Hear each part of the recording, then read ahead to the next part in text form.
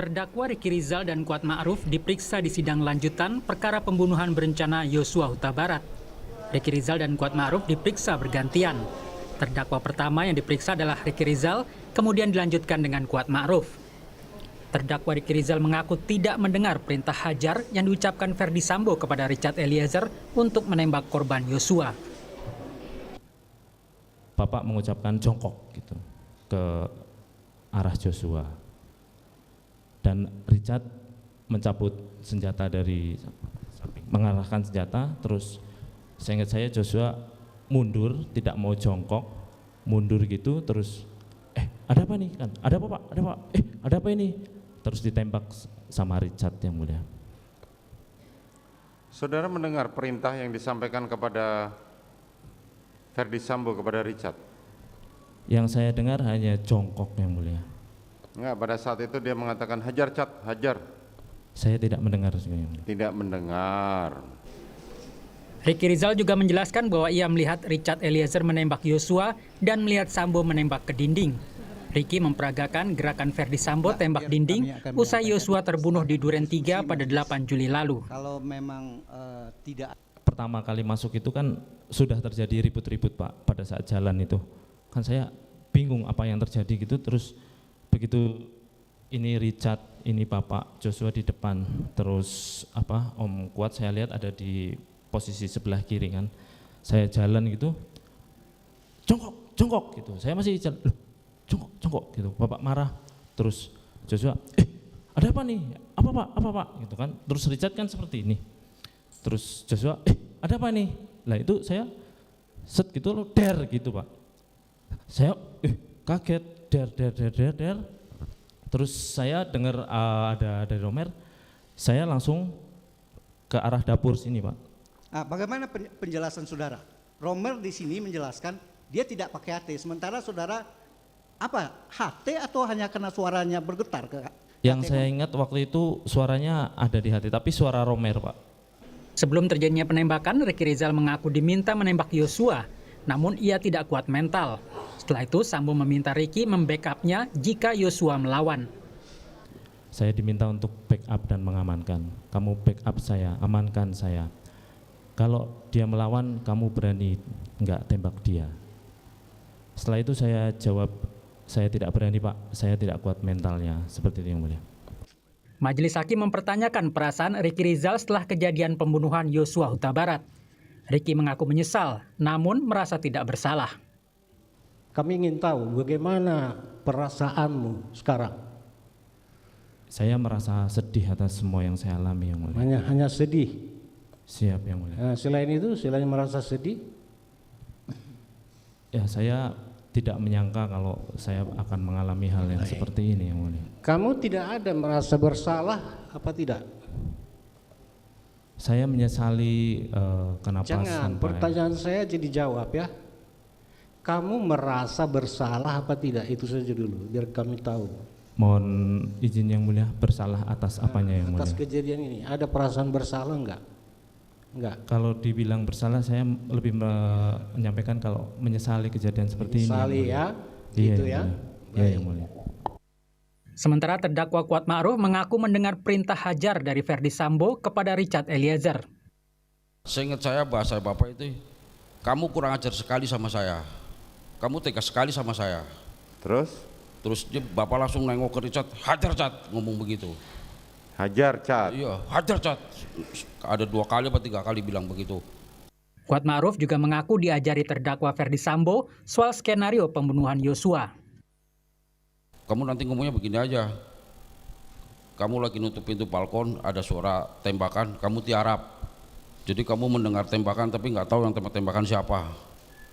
Ricky Rizal dan Kuat Ma'ruf didakwa melakukan pembunuhan berencana terhadap Yosua bersama Ferdi Sambo, Putri Chandrawati, dan Richard Eliezer. Mereka terancam hukuman maksimal hukuman mati. Tim Liputan Kompas TV. Sejumlah hal terungkap dalam persidangan kasus pembunuhan Yosua Huta Barat dengan terdakwa Ricky Rizal dan Kuat Ma'ruf.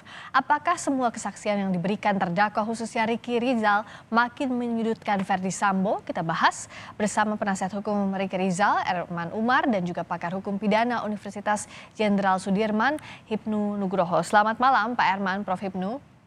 Selamat malam Mbak Priska, Pak Irman. Ya, selamat malam Pak Agnu. Selamat malam, saya ke Pak Erman. Ini kan sudah selesai tahap pembuktian, tinggal menunggu tuntutan. Sejauh ini sudah tersampaikan semuakah di muka sidang atau masih ada yang mengganjal? Saya kira sudah tersampaikan, Pak. Sudah tersampaikan, kemudian bisa kita lihat juga dengan pertanyaan hakim. Itu pertanyaan hakim itu sangat vital, sangat psikologi yang menyatakan bersalah apa tidak. Dia merasakan tidak tegas, dia tidak menyatakan tidak bersalah. Tapi dia menyesal. Sebenarnya menyesal apa? Menyesal tidak bisa menghentikan. Tidak bisa berbuat apa-apa. Dan dia makanya dia sedih. Gitu. Kenapa? Kalau dia bersalah, berarti dia menyetujui Sambo membunuh. Sementara dia tidak menolak. Dan tidak ada upaya-upaya yang dilakukan sama dia yang mengarah perbuatan fisik untuk sampai membantu atau perbuatan apa yang membuat kematian Joshua. Jadi menyesal kenapa peristiwa itu terjadi. Tadi hakim kembali menanyakan intens tadi soal Ricky Rizal yang mengaku tidak mendengar perintah hajar cat atau tembak versinya Richard, padahal posisi berdirinya tidak jauh dari Verdi Sambo. Itu bagaimana? Kalau masalah itu masih bisa kita elaborasi. Dia paling masuk paling terakhir. Ada kemungkinan sebelum dia masuk sudah ada, misalnya dia tidak melihat, kalau Richard kan pernah menyampaikan bahwa pada saat masuk si Joshua itu sudah didorong oleh Sambo lehernya untuk maju ke depan. Kemudian masalah hajar, mungkin saja ada kalimat hajar itu yang didengar sama si Kuat atau siapa, kemudian si Richard belum masuk, Ricky mungkin belum masuk, jadi belum utuh dia melihat persoalan itu. Jadi yang dilihat pada saat dia masuk jongkok, ya itu mungkin pada saat akhir dia masuk, kemudian si Anu menembak. Jadi saya kira perbedaan itu hal biasa, termasuk hal yang selama ini menjadi dispute. Apakah Ricky Rizal melihat Sambo menembak Joshua atau tidak? Nah, tadi kenapa saya minta ini? Padahal sebenarnya berdasarkan keterangan dia di beberapa kesaksian juga sudah menyampaikan bahwa dia ada jeda waktu berbalik arah mendengar ada suara dari Romer. Untuk apa? Kan hakim bertanya, kenapa kok itu yang kamu pikirkan? Kenapa nggak melihat kejadian ini? Dia apa? Karena kegoncangan batin dia secara psikologis, dia juga butuh bantuan. Mudah-mudahan ada ajudan lain yang banyak di luar tuh masuk ke dalam melihat suasana ini. Oke. Saya ke Prof. Hipnu dulu. Kalau dari keterangan Ricky sejauh ini ataupun hakim yang mencecar Ricky soal tadi apakah melihat Sambo menembak atau tidak, juga soal apakah tidak mendengar perintah dari Sambo begitu, apakah ada keraguan hakim di sana atau upaya untuk hakim mengcross-check keterangan dari Ricky Rizal dengan terdakwa lainnya, Prof? Iya, gini Mbak Priska. Jadi selamat dulu Pak Herman udah mau selesai ini ya. Jadi gini, setelah melihat hakim pada suatu TKP, ada suatu kepercayaan pada hakim untuk melihat suatu keterangan. Keterangan dari masing-masing terdakwa. Karena apa? Suatu keterangan dalam suatu pembuktian itu asasnya adalah beyond reasonable doubt. Ada suatu logika, ada suatu kejelasan. Nah di sini keterangan-keterangan terdakwa yang disampaikan itu tampaknya ada yang jelas, ada yang kurang jelas kan. Kurang jelas itu adanya seperti ada yang masih ditutupi karena relasi kuasa. Tapi hampir 70% saya melihatnya sebagai bentuk kejelasan dari suatu perbuatan yang dilakukan. Karena seperti Kuat, R itu akhirnya terbuka semua apa yang terjadi. Sehingga perdebatan yang disampaikan oleh majelis itu meyakinkan. Misalkan tentang rumah kan tidak terlalu luas.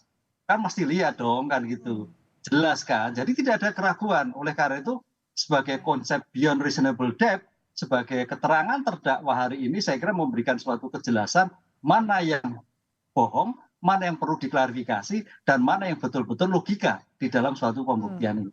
Jadi semakin Oke, kalau Ricky yang bilang bahwa tak kuat mental untuk menembak Yosua, itu bisa jadi unsur meringankan atau tidak serta-merta, Prof. Hipnu? Kalau kita melihat itu bisa jadi Mbak, karena itu kan berdasarkan hasil keterangan psikologi forensik kan juga melihatnya ada suatu kelabil. Bahkan apalagi yang bersangkutan belum pernah di dalam reserse menembak, itu belum pernah. Sehingga hal-hal yang berkait itu suatu kegoncangan jiwa bisa jadi.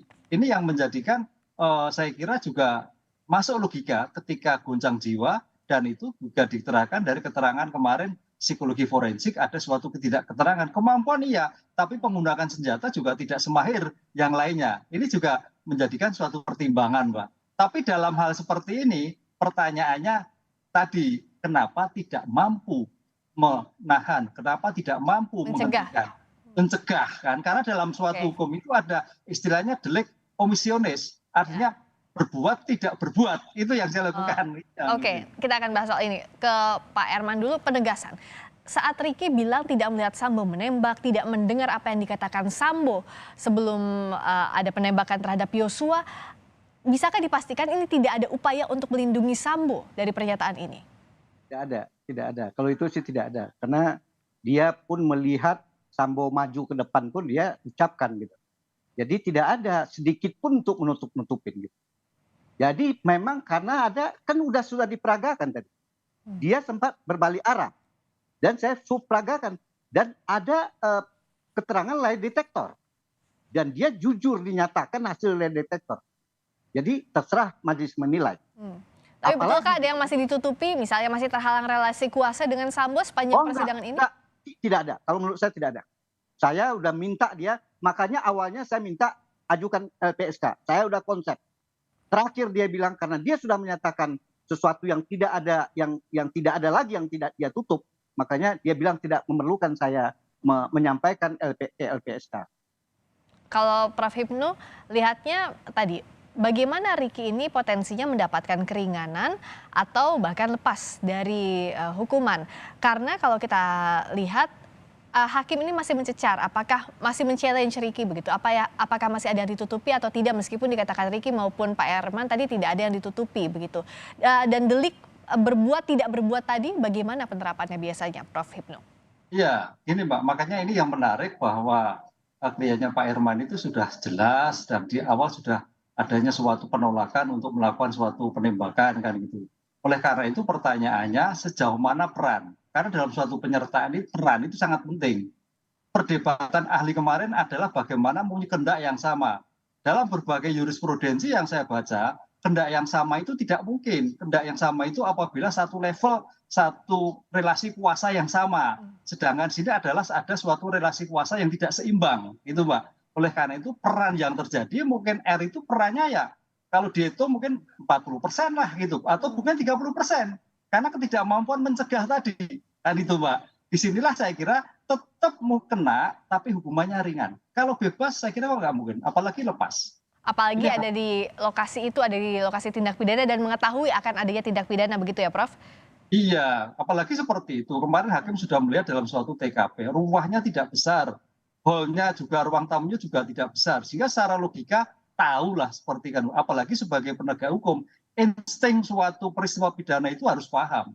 Ini yang saya kira menjadi titik lemah dari kliennya Pak Herman, tapi ketidakmampuan mencegah itu yang menjadikan titik poin. Tapi kebersamaan terkait dengan pengungkapan bagus, sudah memberikan keterangan. Ketidakmampuan mencegah sebagai delik omissionis itu menjadikan suatu titik lemah bagi kliennya Pak Herman. Kalau posisi Ricky Rizal dengan Kuat Ma'ruf, ini apakah bisa disamakan untuk delik komisionis tadi, Prof. Hipnu?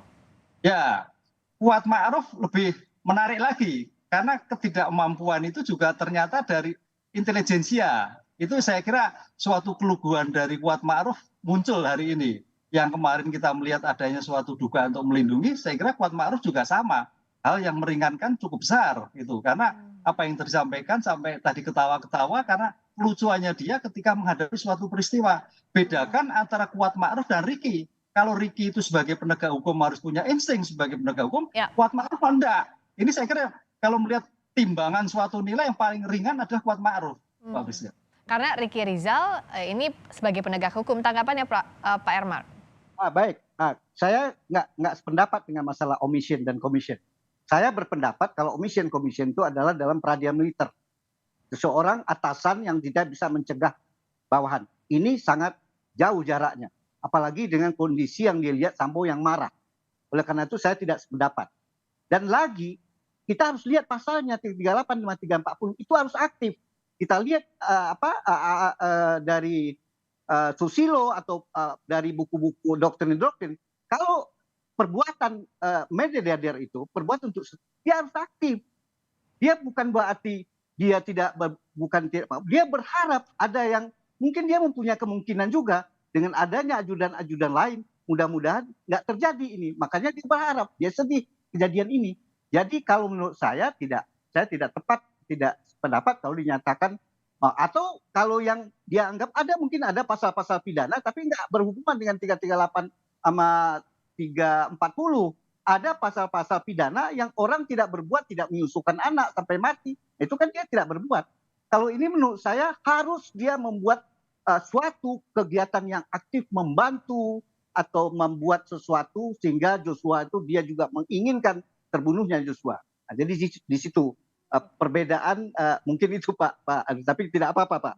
Jadi saya punya prinsip seperti itu Pak. Jadi berbeda secara moral, dia punya kewajiban moral, tapi ya itu secara psikologis nggak sanggup. Tapi itu bukan pidana, bukan tuh bagian dari unsur. Kalau dari Prof. Hipnu ya meskipun berbeda pandangan, tapi soal penyertaan pidana bagaimana bisa memandangnya dari sisi keilmuan? Betul, makanya dalam suatu penyertaan ini kalau dikatakan sebagai kehendak sama agak sulit. Karena memang subjeknya hukumnya pun berbeda, keinginannya berbeda. Jadi kalau makanya dalam seperti ini peran yang saya baca berbagai jurisprudensi, masing-masing peran itu pasti terlibat. Cuman bobot yang kita lihat pertimbangan dari peran-peran yang terjadi penyertaan tersebut. Oleh karena itu tadi sudah terlihat pertanyaan hakim, apa yang dilakukan? Ketidakmampuan mencegah. Dan itu, apalagi sebagai penegak hukum, ada konsep delik, omisionis, apakah itu bisa diterapkan ketidakmampuan cegah? Nah itu nanti ranah daripada hakim, karena konsep itu ada. Karena nggak mungkin bebas nggak mengerti itu nggak mungkin gitu loh Mbak. Ini makanya coba dari berbagai konsep-konsep teori itu disampaikan di dalam suatu pembuktian nanti. Oke, dan ini masih rangkaian proses pembuktiannya, sudah ada ahli, saksi, sekarang gilirannya jaksa penuntut umum yang nanti akan membacakan tuntutannya Senin, betul ya Pak Herman ya? Pak Herman? Iya, Senin Mbak. Senin ya? Tuntutan jaksa, oke. Dan kalau dari Pak Herman terakhir, bagaimana prediksi sejauh ini, apakah keringanan hukuman bisa berpotensi diperoleh Ricky dari proses pembuktian yang sudah berjalan?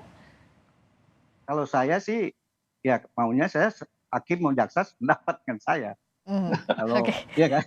Tentu kalau harapannya penasihat hukum begitu ya dari sisi. Jadi begini Mbak, kalau sependapat dengan saya, jaksa agung pun saya minta dia harus berani demi keadilan menuntut bebas. Karena bukan tidak mungkin penuntut umum itu tidak harus selalu menuntut. Kalau dalam fakta persidangan ditemukan suatu hal yang nggak kuat, dia harus juga menuntut bebas. Oke, baik. Nah, nanti kita akan dengarkan apa yang akan dibacakan oleh jaksa penuntut umum. Yang jelas pembuktian sudah berjalan dan tentu sepakat untuk tidak sepakat dari berbagai pihak penegak hukum yang terlibat dalam sidang ini. Tapi yang jelas nanti kembali ke keyakinan hakim kalau bicara soal vonis. Terima kasih untuk Prof. Hipnu, terima kasih juga Pak Herman Umar telah bergabung di Sapa Indonesia malam. Terima kasih. Terima kasih malam Pak Hipnu. Terima kasih.